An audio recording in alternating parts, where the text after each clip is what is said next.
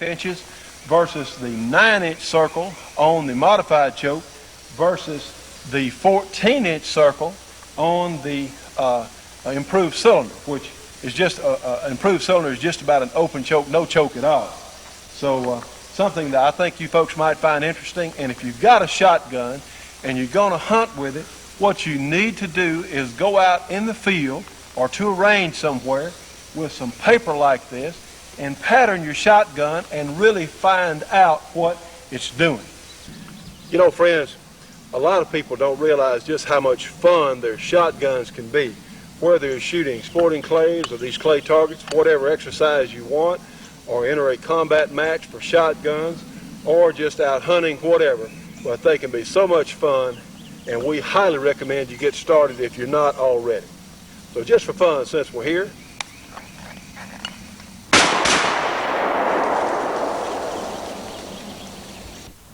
it's fast. It's exciting. It's challenging. It's fun.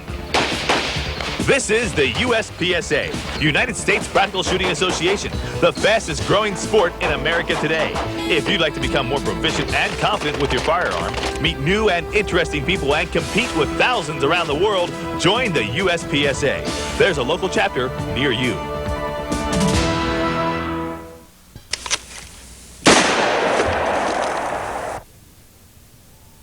Friends, the Shootin' Show will be back in 1 minute after this break for your local cable company or television station. Now,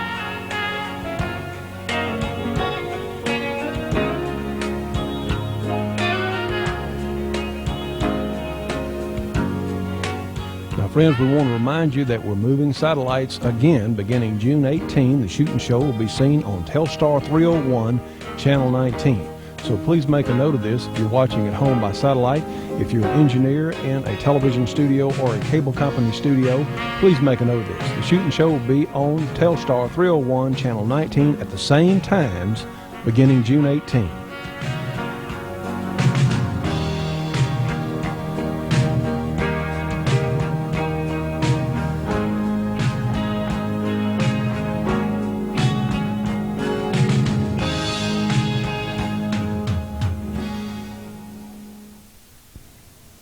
And now, friends, we're very pleased to present Lieutenant Colonel Art Alphin, retired, and his information for us today. And we want to remind you he is head of A Square. And for more information on their tremendous products, you can write to them at A Square, 1 Industrial Park, Bedford, Kentucky. The zip code is 40006, or you can give them a call at area 502-255-7456.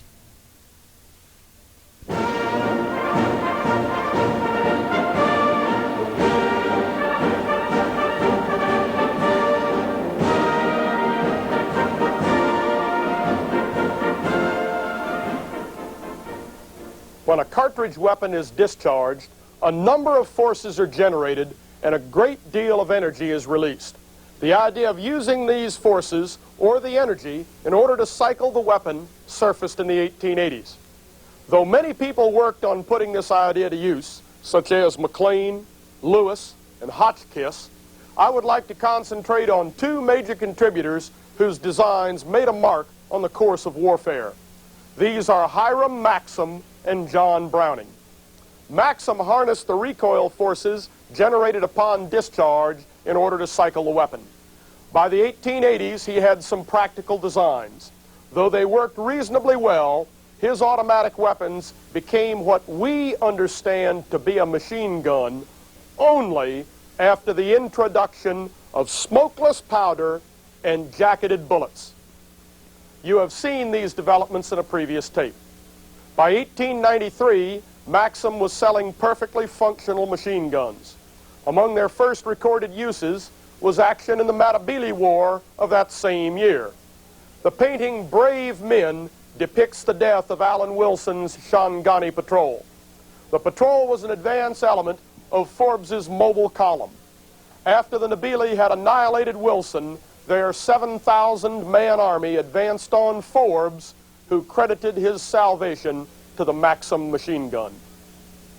Maxim worked at refining his designs, and by 1908, the Maxim machine gun had been adopted by Germany and was made under license there. The same weapon was adopted and manufactured in England, where it was known as the Vickers.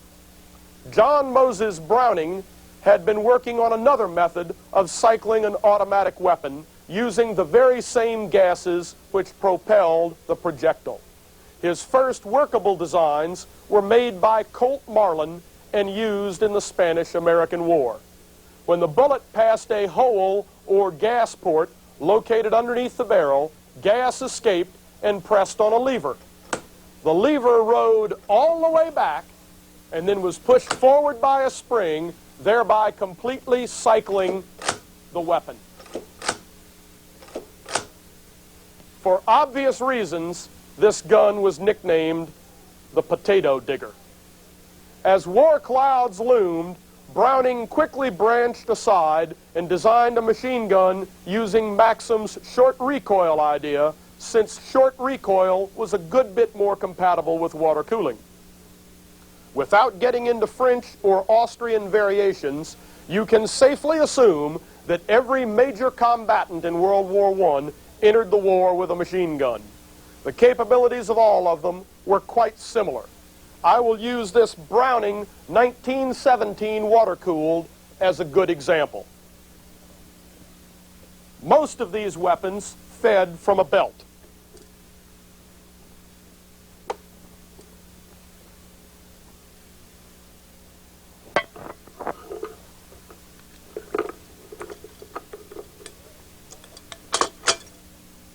As the belt was pulled through the machine gun by these feed pawls, individual rounds were pulled back out of the belt and then positioned on the bolt so that they would be next in line for chambering and firing.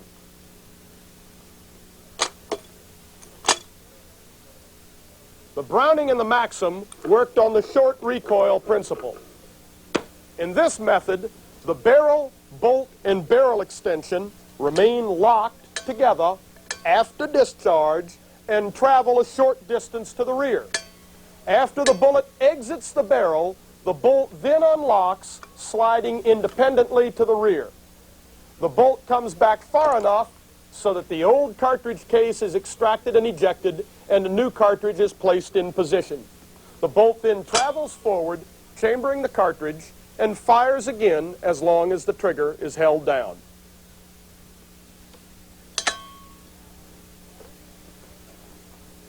The Maxim, Browning, and many others were water-cooled.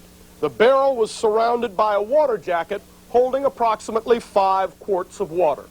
After 600 rounds of continuous fire, the water would be brought to a boil and steam would exit through a steam bleed-over valve down through this hose into a condenser bucket.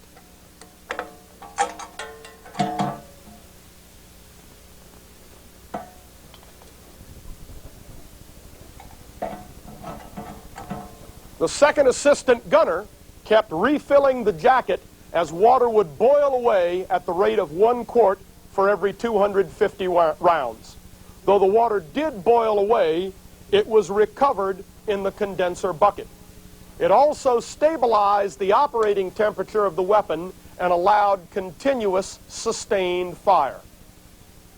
All of these weapons were extremely accurate and fired their rounds into a very small group, which, in machine gun terminology, is called the beaten zone.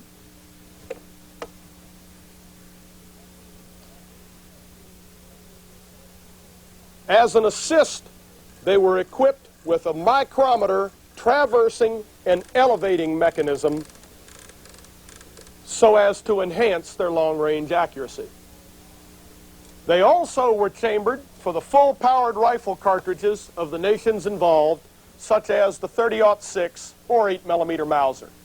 Let's see what this Browning can do.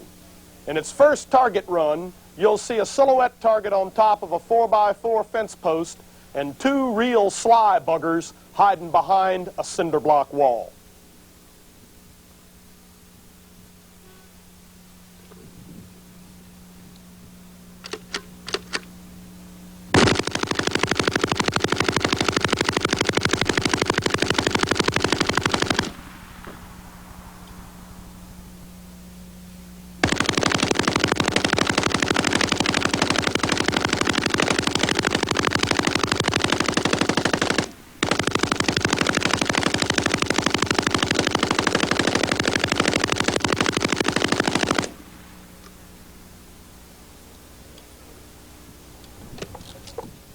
That's pretty impressive.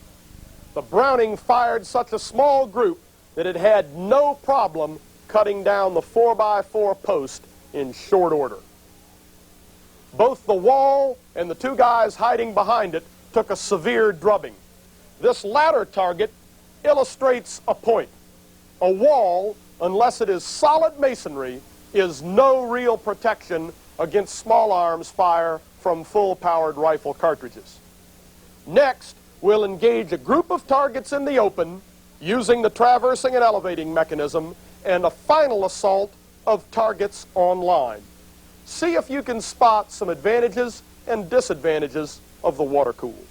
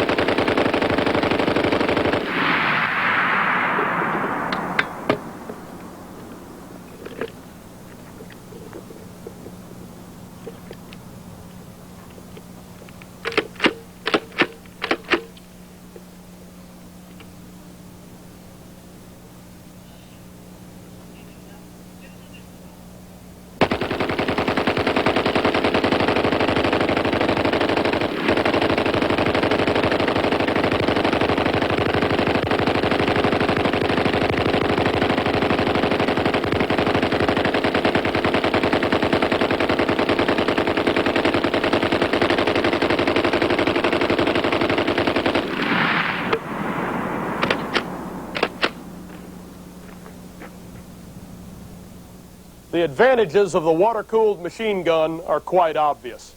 It is extremely accurate, can fire at very long ranges, and has a very high sustained volume of fire. In fact, the water-cooled machine gun is unique among machine guns in that its sustained volume of fire is just about the same as its cyclic rate. The Maxim and the Browning both had usable volumes of fire on the order of 500 rounds per minute, and both had combat ranges well in excess of 2,000 yards. The water-cooled machine gun truly was the next best thing to being there. This tremendous capability is not free. For starters, the weapons are expensive to manufacture. You can see all of the very small yet very finely machined parts in this Maxim.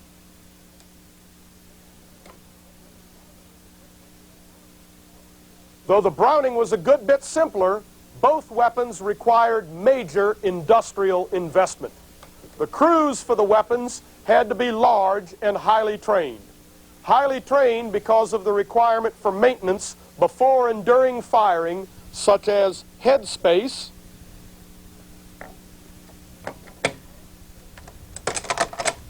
and spring tension adjustments. The crew had to be large because there were many other jobs to be done. Also, the water-cooled machine gun weighed well over 100 pounds, not counting water and ammunition. When broken down, it took at least 3 men to carry it. It also took a long period of time, 3 minutes or so, in order to get the weapon properly placed in position. You should have noted that we had 11 sandbags stacked on the Browning when we fired it. The extra weight of the sandbags helped damp out the vibrations of recoil and was a requirement if one was to take advantage of both the accuracy and the high sustained volume of fire. This does not tell the full story. Someone had to load the cloth belts with ammunition. This required a separate machine, such as this Browning cloth belt loader.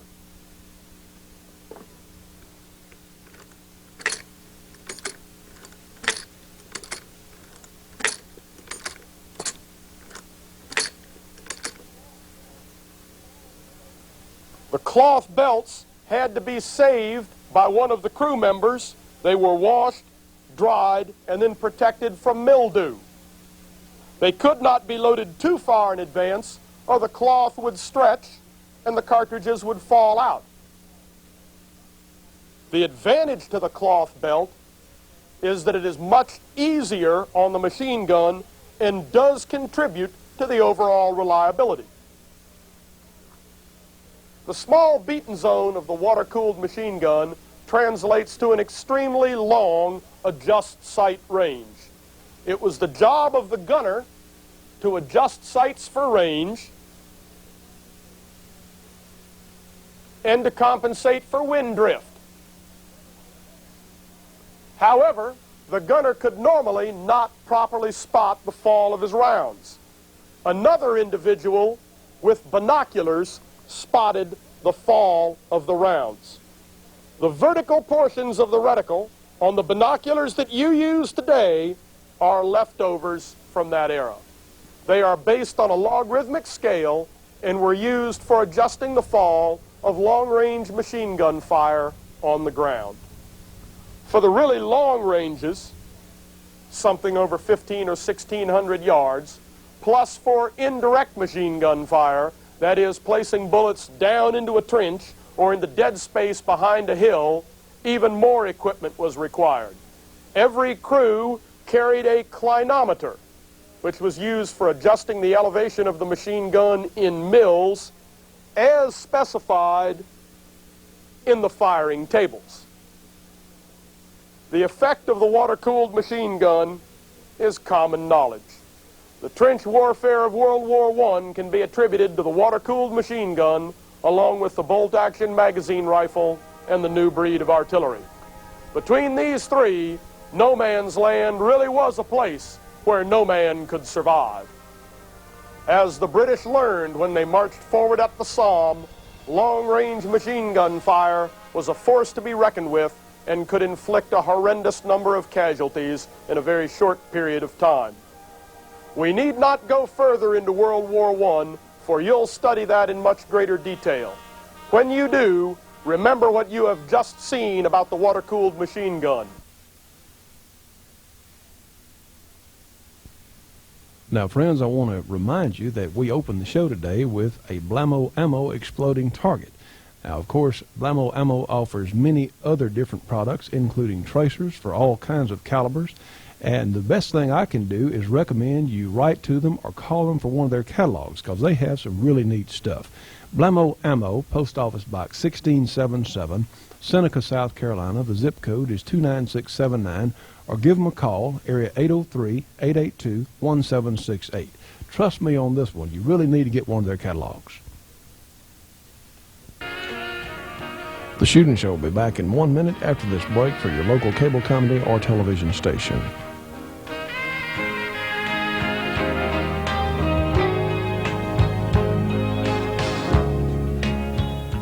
Now, friends, let me remind you again, we're making a satellite change beginning June 18. The Shootin' Show will be seen on Telstar 301, Channel 19. So please make a note of this if you're watching at home by satellite. If you're an engineer in a television studio or a cable company studio, please make a note of this. The Shootin' Show will be on Telstar 301, Channel 19 at the same times beginning June 18.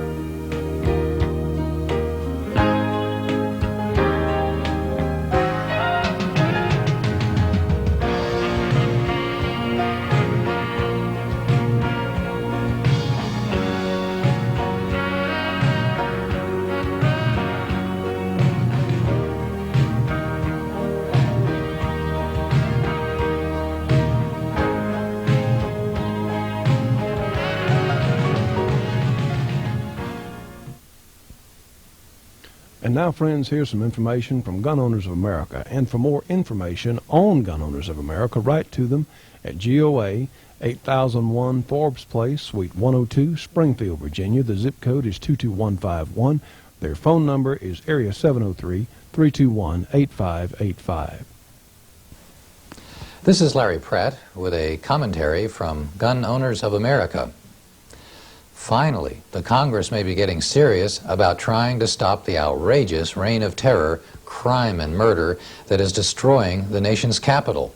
Washington, D.C. has led the nation in anti-gun laws, gun bans, and waiting periods which deny virtually every law-abiding citizen the right of self-defense with a firearm. For years, however, Congress managed to ignore the sea of blood surrounding Capitol Hill like a moat. They ignored it because it didn't touch them. For example, there is no capital punishment law for the District of Columbia. Recently, though, the murderers, muggers, robbers, and rapists began to attack government bureaucrats, congressional staffers, and even one senator's wife, while he had no choice but to look helplessly on. Our leaders were able to ignore the carnage while it was only taxpayers that were being mutilated, but now that their personal safety is threatened, they have learned the difference between gun control and crime control. The Washington Post recently reported on several legislative aides commenting on the murder of a fellow worker. Suddenly fearing for his own life, one aide said, "If it were legal for me to carry a gun, I would." Well, welcome to the real world. I feel bad for any person that has to suffer at the hands of a criminal, but maybe there's some justice in the fact that a senator with a D rating on gun rights had to watch his wife get robbed at gunpoint. Senator Richard Shelby has now introduced the death penalty for the District of Columbia after one of his staffers was killed on his way home from work. His bill number is S-2278. Urge your senators to co-sponsor Senator Shelby's capital punishment for D.C. murderers bill. The Constitution gives the Congress final legislative authority for D.C. The Congress should use it to bring justice to murderers in Washington.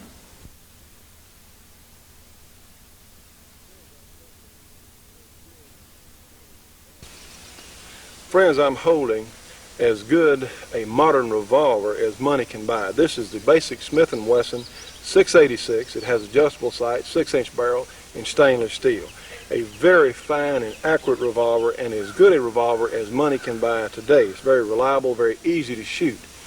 But 50 years ago, if you went for a state-of-the-art revolver, or 55 years ago in fact, you would have had something like this. And this is the great Smith & Wesson 38/44 heavy duty. Now this is the gun that the .357 Magnum was designed and built from. This is of course on an end frame, and to tell you the truth, I'm not sure what the designation was at that time, because this was at a time before Smith & Wesson gave model numbers to their revolvers. But my father bought this gun secondhand in 1935, and I have some great stories that he's told me from the time when he bought this gun.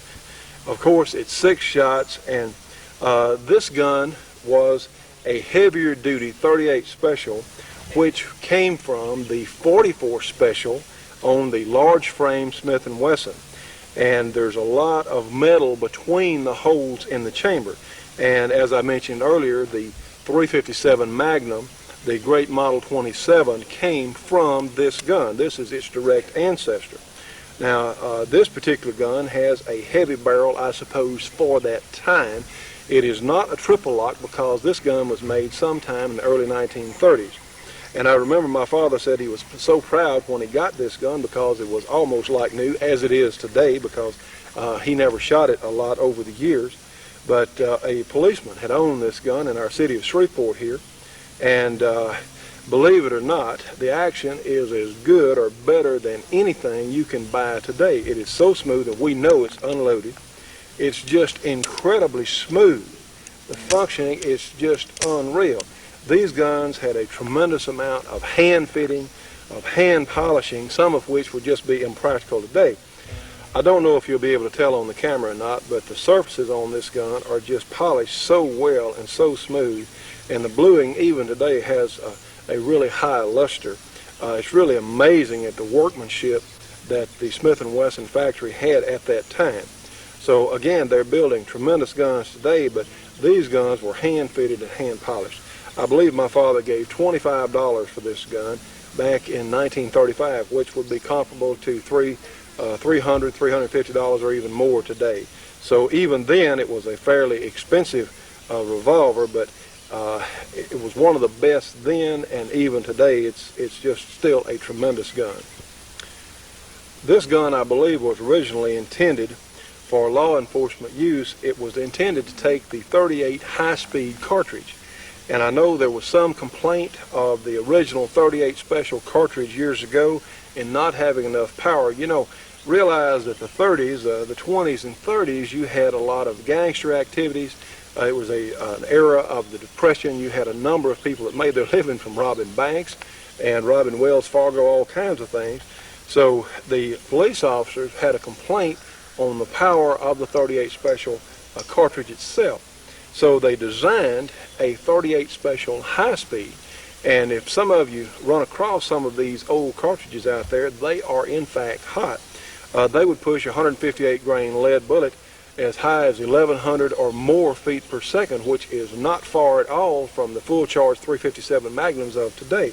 But these guns were so strong, they would easily handle the .38 special high-speed cartridges of the time.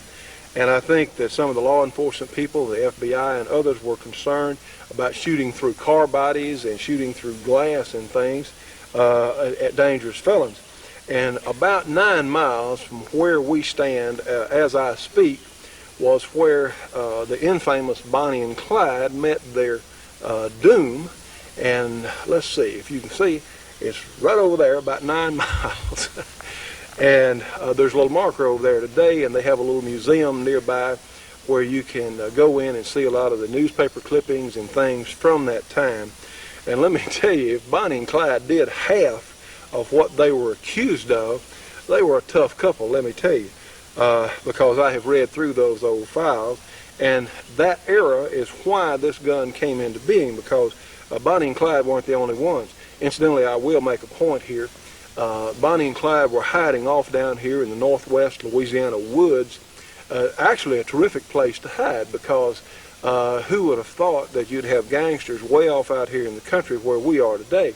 But for historical reference, I suppose, they were masquerading as basket weavers at the time when they were down here in our part of the country.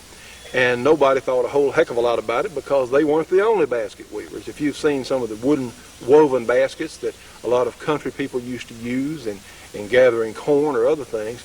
So it's really interesting. If you get down to this part of the country, you might check out the little museum. It's over in Mount Lebanon, Louisiana. Like I said, it's about 9 miles from where we are. And for whatever it's worth, my father and his brothers were out working in one of the fields on that particular morning when Bonnie and Clyde were apprehended, shall I say. And they heard this awful noise, heard a continuous sound of gunshots. And the way the property lies here, sound does travel for a good way. And they wondered, what in the world was that going on? Well, there were about, I believe, 20 some odd people in on the Bonnie and Clyde incident. And my figures can stand to be corrected, but there were a large, shall we say, posse there. And of course, Bonnie and Clyde had shot their way out of more than one arrest attempt. And on that particular day, there was no chance given them, because they knew they'd make an escape if at all possible.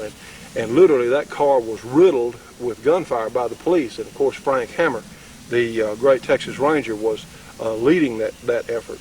But it's most interesting, of the guns found in Bonnie and Clyde's car, talking about a criminal being able to procure whatever kind of gun he wants.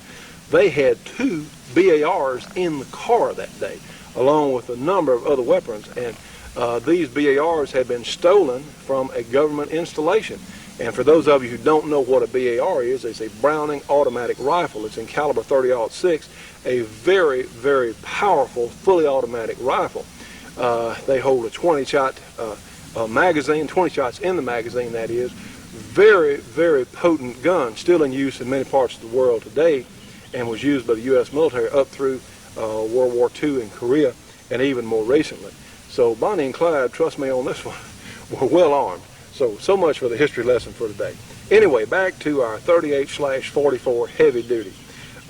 If you run across one of these guns in a pawn shop or at a gun show, or if you find an individual who has one, I would recommend, because of sheer age, to have the gun checked out by a competent gunsmith.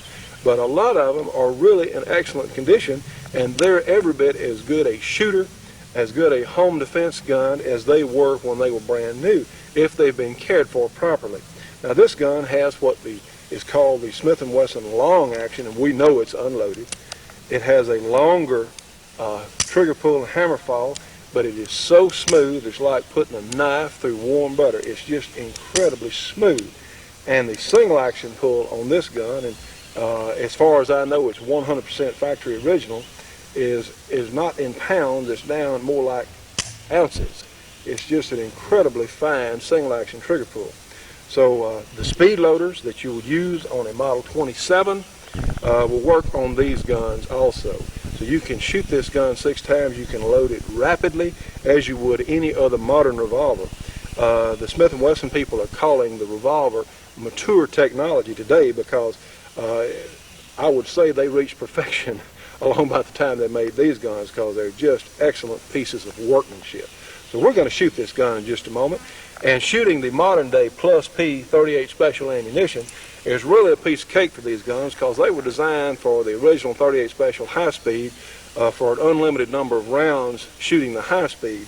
In fact, I've heard of these guns having the chambers bored out slightly so they will chamber a .357 Magnum. Well, I think that's a mistake on these old guns, because I'm not sure that the temper of the metal was the same. I believe when they started making the .357 Magnum, they did change the tempering on the metal itself. So it's not a good idea to have one of these converted to .357. But trust me on this one, the 38 Special High Speed was no slouch. Today we would recommend the 158 grain lead hollow point made by several manufacturers, and according to Evan Marshall's surveys, that particular bullet is effective about 70-some-odd% of the time, 68-70% of the time, on one-shot stops on attacking felons or whatever. So it is a most effective cartridge combination, very low recoil, extreme accuracy. So that would be what I would recommend. And in the 38 specials that I handle and shoot, well, that's normally what I will deal with. So we're going to shoot this old gun in just a moment and let you look at it in recoil. I think you'll be impressed, because it just has so little recoil, and even today it is every bit as effective as it ever was. All right, friends, we're going to shoot this heavy frame 38 special that my father bought secondhand in 1935, and I want you to watch. We're going to rapid fire it, and it just will have very little recoil with the Plus P 38 special ammunition of today. Now, Plus P today, again, is not as hot as the original 38 special high speed. These are 158 grain bullets moving about 950, 975 feet a second.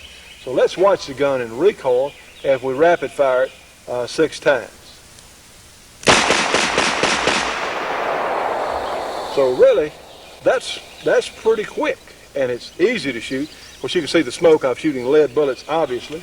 So let's reload with our speed loader here, designed for Model 27. So let's shoot these steel targets over here with that 158 grain Plus P loading and see what the gun looks like.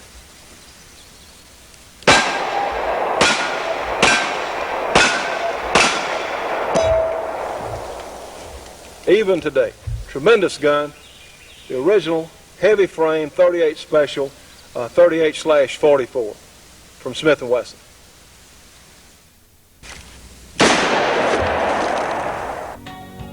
Stay tuned for more of the Shootin' Show after this break for your local cable company or television station.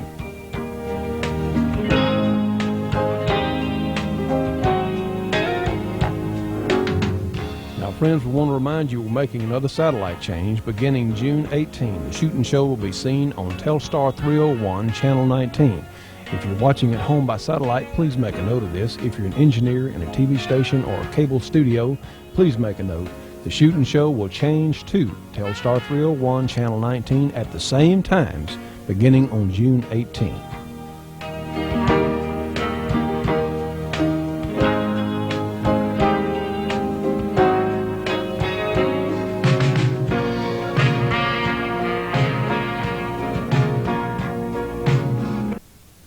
want to remind you of our good friends at Shooting Times magazine, the absolute best general information shooting magazine available on your newsstand today.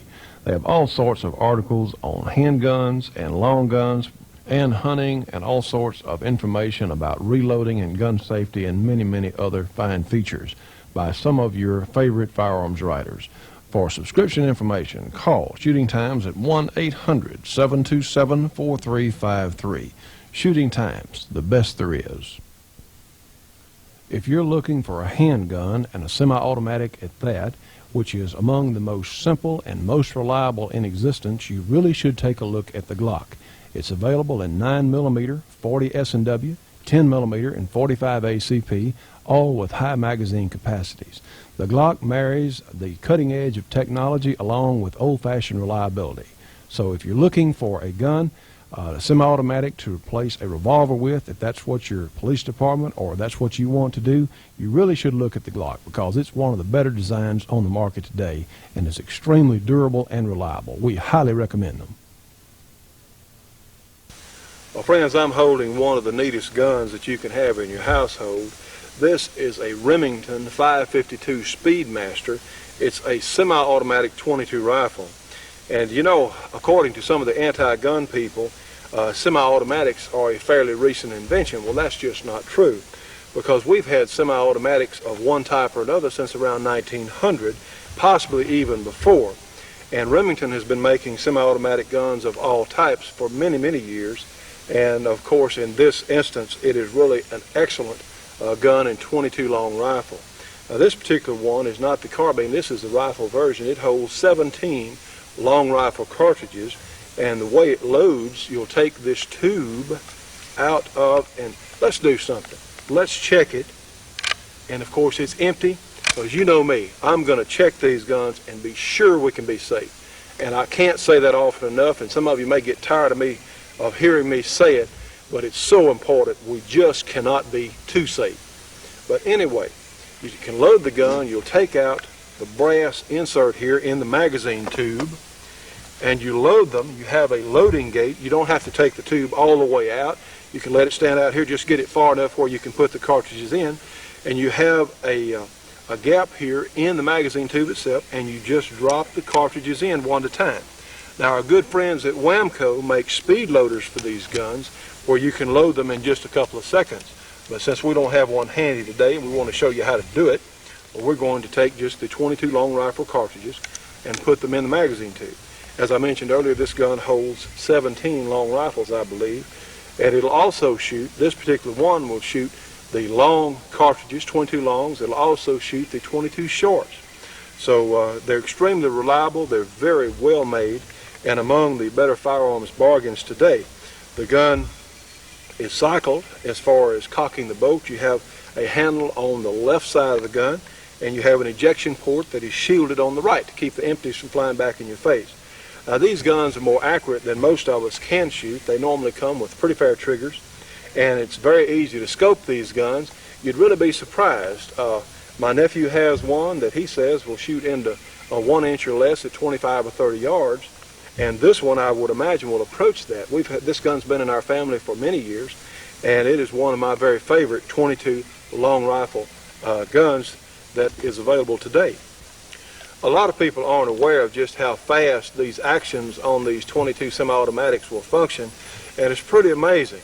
I've seen some tests where these guns with a rapid fire device would run 700 or 800 rounds per minute as far as speed went. They're so neat. A .22 is so inexpensive to shoot.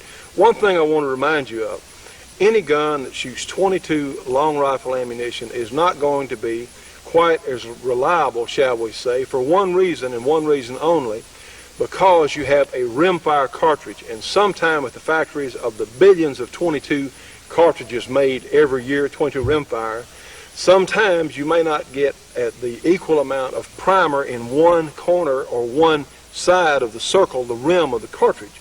So sometimes on any .22, you're more likely to have a misfire, which with the quality of modern ammunition is not very likely, but it does happen. So you do need to be able to clear your gun if you do get a misfire. And one thing I certainly want to mention about 22 long rifle ammunition, whatever gun that you may have in 22, you need to or cycle the cartridges. You need to go out and shoot it. In fact, that's the best recommendation I can give you. Go out and shoot your gun, but you don't want to leave cartridges, rimfire cartridges in a gun for a long extended period, because due to lubricant that may be in the magazine, a tube, or in the cylinder on the revolver, whatever, the 22s need to be changed out about every 2 or 3 months anyway. So that's the best thing I take. Go out and shoot your gun and put you some fresh cartridges in there, because it's not going to cost you an arm and a leg to put fresh cartridges in your gun. Well, we're going to shoot this water jug. On this particular gun, we fitted one of the rapid fire devices to the trigger guard. And watch the water jug over here. I like to talk about guns being used for home defense, because that's the original reason that guns were put in our Constitution. The right to keep and bear arms was to defend our lives and our family, and even to defend our country against even our own government if it got out of control or was taken over by an evil force, whatever. So the reason that we even have guns is for home defense. It's not for hunting. And you can go back and read the federal papers. You can see what their thinking was when they put the Second Amendment in the Constitution. It was so we could keep ourselves and our families safe. So watch the water jug over here while we rapid fire these 22 long rifle solid points. We'll load the gun by retracting the bolt handle, and I'll push the safety off, and watch as we rapid fire against the jug. So just for fun, since we're here, so to give you an idea of what the 22 will do, and let's shoot it on paper for just a moment, and we'll show you how these guns can be used for defensive purposes very effectively. If this is all you've got, believe me, you're not underarmed. Now, friends, if you want to keep one of these in your home loaded, I would keep the magazine loaded. Or if you're in some states where you can legally carry guns in your car, I don't recommend keeping one in the chamber on these 22 semi-automatic guns like this, because it only takes a moment just to flick that bolt handle and load the gun. So for safety's sake, don't keep one in the chamber for storage at home or in your vehicle. Keep the chamber empty and the magazine loaded, and you can easily do that. So we have a target over here. We have a little circle, and we have a Blammo Ammo exploding target from the good folks at Blammo Ammo. And we're going to give you their address and phone number a little later, because we've had a lot of requests for information on the Blammo Ammo products. But let's look. Let's say, of course, these guns are tremendous for rabbit hunting in the swamps back here. We have an area not too far from where we are now that has excellent rabbit hunting. And the rapid fire capability of the 22 semi-automatics make them excellent rabbit guns, because trust me on this one, hitting a running rabbit is pretty darn difficult, and it's great sport if you like to do that sort of thing.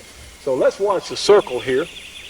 We're going to fairly rapid fire a couple of rounds and just show you how these guns, in fact, the 22 long rifle cartridge is not terribly powerful, but you know what? A hit in the right place or the right spot, whether it's a game animal or on some other sort of adversary, is more important than a miss with a 50 Browning, as you've heard me say before. So let's get a look at this target here on the top. We're going to shoot it with this Remington 552. I'll push the safety off on the gun. See, that didn't take long at all. Those are 5 hits inside the little circle. Or if you want to, you can be very precise and watch the little red target there, and let's see what happens to it.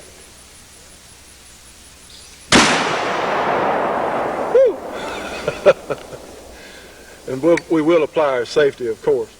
Yeah, those those Blammo Ammo targets, they do explode with some authority. So the great 552 Speedmaster from Remington, 20 long rifle, semi-automatic. Everybody ought to have at least one. Now, friends, we sure want to mention Shotgun News, the trading post for anything that shoots. You have over 35,000 firearms bargains, 36 big issues for only $20. Shotgun News, Post Office Box 669, Hastings, Nebraska. Their zip code is 68902. You can call them at area 402-463-4589, or for MasterCard and Visa customers for subscriptions only, Call 1-800-345-6923. Shotgun News. Get it today. Don't put it off. Now, friends, if you're anywhere in our Arklatex area and you need guns or shooting supplies, please remember Britton's in Shreveport for the very best in reloading equipment or firearms or whatever else you might need that pertains to shooting. Britton's at 517 Louisiana Avenue, Shreveport, Louisiana. The zip code is 71101. Their phone number is area 318-221-4131. Friends, we hope you've enjoyed this edition of The Shootin' Show. I'm Johnny Rowland, your host, and we hope that we can come back to your house again next week. If you would like to be on our show with some sort of club or music presentation, give us a call at area 318-222-8515. Remember, copies of our shows are available for $10.95 plus postage per weekly program. And we want to remind you to call your local cable companies because we are free to them and we want to be in as many areas as possible. See you next week.